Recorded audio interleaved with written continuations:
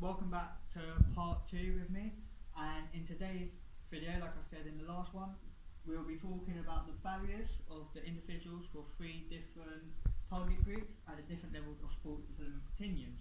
I'll also be explaining it and then analysing it. So let's start. So, women at foundation level. One barrier is clothing and equipment for women. This is because it can be very expensive. Images of sports people can promote the idea that unless you're dressed in fashionable clothing designed for a particular sport, you will look out of place. Some sports clothing is also quite revealing, which creates problems for women and girls linked to the issues linking to body image and confidence. Strict requirements about clothing can also prevent some BME women from participating. For example, swimming pools which don't allow women to wear shirts or t-shirts over their swimming costumes, which can exclude those who follow the Muslim faith, as well as those who are self-conscious of their bodies. Solutions to improve this are that with the help of youth sport trust girls in sports initiatives have found that allowing girls to wear whatever they like to do in PE has helped increase participation. Also, make sure equipment available for women and girls are suitable, like there is a variety of sizes and that it is suitable for women with disabilities. There should be more variety of clothing but within sport aspects, so like cotton baggy shorts and a loose top, and all students should wear the same or as close to the same to prevent any conflict, being singled out and to show equality and fairness. Another barrier is lack of confidence. Young or old women naturally are known to have less self-confidence than men, and the majority of the time negatively analyse themselves. The idea of starting a new sport, meeting new people, can be scary and highly off-putting for women. So for example, women do not have the courage to join up for a class or gym solos. The idea that sports is so competitive is also a turn-off for women because some don't want to compete. Solutions for this barrier are to maintain the introduction of sports at a young age and of primary, but make the sessions more fun and enjoyable as they get older into secondary. Introduce the more competitive sports simply because this may help keep interest and drive to keep participating in sports and look forward to PE. And then when it comes to the more competitive stage, it allows the participants to feel a sense of achievement and adopt the sport as a hobby. For older women, the organisations such as This Girl Can and Sportswomen help promote that there are older groups of women all wanting to take part in sport, but do not have the confidence to do so. The organisations should keep promoting and advertising to do so to help motivate and slowly build up the confidence of the older generation to participate in sport, for fun or for competitiveness.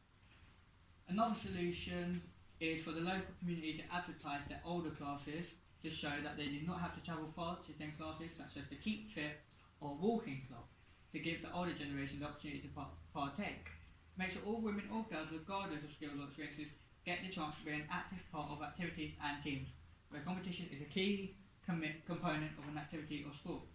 Ensure women and girls have the chance to play at appropriate levels against teams or individuals of a similar standard to help maintain or build up their confidence gradually.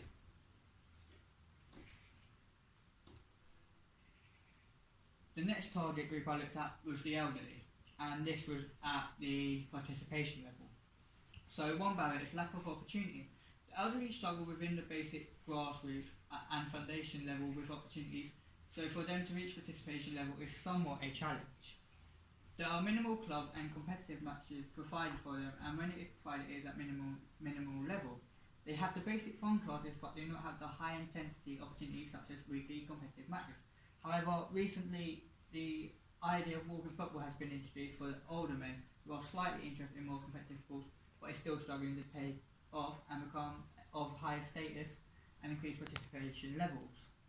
Because there's a lack of clubs, leagues and older sports, it discourages the elderly from participating to develop and improve their skills, because they simply do not have the opportunity to do so.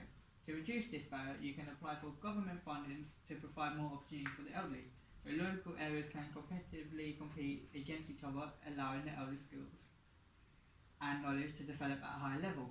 This then increases social and communication skills. A second barrier is the lack of disposable income. The elderly having a lack of disposable income means a high restriction on what they do to day-to-day lifestyle.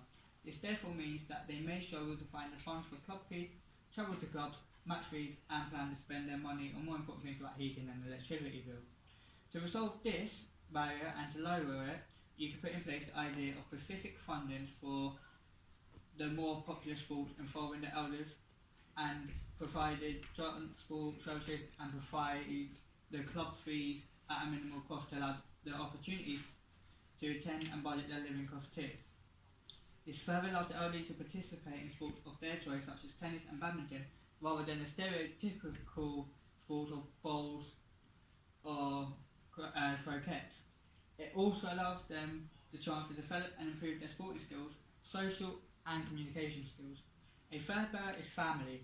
This is a main barrier because family discourages the elderly to take part at any high level in foundation for health and safety risks. The elderly like to also maintain routine and may be preoccupied with family commitments of looking after their grandchildren. To reduce this barrier, you could suggest that the health benefits of participating in sports generally should be promoted to the elderly and their families to show just how beneficial exercise can be. Depending on the individual, it is their choice with the level of the intensity that they partake in and may enjoy the more competitive situations of competing against other elderly players weekly instead of just attending the club every so often. Also, the government could also promote mixed family sessions which benefits all round. The elderly can spend family time with the grandchildren and those can be involved with activities that the elderly partake in which would allow them to see and put their mind at rest of what exercise the elderly are performing. And finally, my last barrier and target group is young people at the performance level. The one barrier in this one is mainly family as well. This is because for younger people, the barrier of family consists of limited support and encouragement to participate in sports at a more advanced and intense level. Some families' parents discourage participation level sports because they believe that their academic is more important and is seen as a distraction to young children, as they become more focused on the competitive sports, so therefore the parents limit their support mentally, physically and financially. This then reduces participation level sports at school because they can focus on their work. Another barrier that links to family is commitments, which is a big one. This is can go from caring for younger siblings if your parents are at work. This then limits their free time to participate in sports outside of schooling hours. To prevent this barrier, a solution would be promoting the benefits of participation level sports and how it helps with academia, studies and general health to young families. Another solution I came up with would be to provide training sessions at reasonable times to allow more opportunities for the young to attend the sessions, also help them financially with minimal fees. Another solution would be for the club to supply transport for the young for every match or training sessions to open up the opportunity for them to attend more sessions at participation level. Another barrier I looked into was the lack of disposable income. This is because for the younger generation, money is a common issue regarding anything in day-to-day lifestyle. If they do not have financial support from their families, then it is up to them individually to find the money elsewhere to help them attend the club training sessions, or matches, or even just events. The higher up the continuum that you travel, the more financially difficult it can become because coaches will be costing more money for the club due to their speciality and professionalism, meaning club fees may be much more expensive. Another barrier is the huge strain of their friends not participating because they may not be involved in the sport and would rather to do other things such as go to the cinema or go to restaurants for dinner. This means they're spending their money on something other than sport. As a solution I came up with is you could have a financial support provided and perhaps travel support for those struggling to allow them the opportunity to progress their skills and compete and train at a higher, harder levels than foundation and participant levels leading them to elite levels. So those were the 2 parts of this assignment and I hope you've taken away a lot, so thank you.